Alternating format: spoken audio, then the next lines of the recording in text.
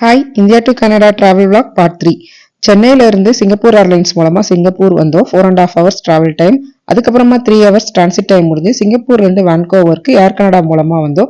இது 14.5 hours travel time. வான்கோவர்ல reach ஆனதுமே நீங்க கனடால என்ட்ரி ஆனதா தான் கணக்கு. அதனால உங்களுக்கு செக்யூரிட்டி இமிகிரேஷன்லாம் இருந்தது. கியாஸ்க் இருந்ததுனால டக்குன்னு ப்ராசஸ் முடிஞ்சது.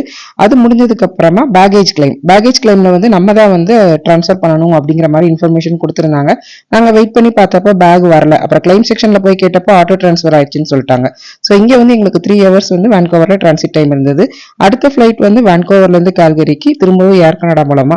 இந்த டிராவல் டைம் வந்து 1.5 hours. வான்கோவர் ஏர்போர்ட்ல மேக்ரூன் ஷாப் இருந்தது. பசங்க கேட்டதுனால அதை மட்டும் வாங்கிட்டு next flight correct time boarding கூப்பிட்டாங்க. அங்க வந்து போர்ட் ஆயாச்சு. இங்க வந்து காம்ப்ளிமெண்டரி ஸ்நாக்ஸா பிரெட்சல்ஸ் அப்படி இல்லாட்டி ஒரு சாக்லேட் பிஸ்கட் மாதிரி தந்திருந்தாங்க. அது கூடவே வந்து ட்ரிங்க்ஸ்ல வந்து கோக் அப்படி இல்லாட்டி நம்ம காஃபி அந்த மாதிரி வாங்கிக்கலாம். அப்புறம் வந்து கரெக்டா ஒரு 1 hour 5 minutesல கால்கரி ஏர்போர்ட்க்கு ரீச் ஆயிட்டோம். இது டொமஸ்டிக் ஏர்லைன்ஸ் மாதிரி தான் கணக்கு. அதனால பேகேஜ் கிளைம்க்கு ஈஸியாவே இருந்தது. ஆளுக்கு ஒரு செக்இன் லக்கேஜ் தான். அதனால எங்க காரே வந்து ஸ்பேஸ் கரெக்டா இருந்ததுனால கார்ல போட் பண்ணிட்டு நேரா வந்து வீட்டுக்கு கிளம்பிட்டோம். வீட்டுக்கு ரீச் ஆகும்போது ஈவினிங் ஒரு 4:30 கிட்ட காய்ச்சி சென்னையில வீட்டுல இருந்து கிளம்பி கல்கரியில வீட்டுல ரீச் ஆகிறதுக்கு டோட்டலா 33 hours டிராவல் டைம் வந்து எங்களுக்கு ஆச்சு.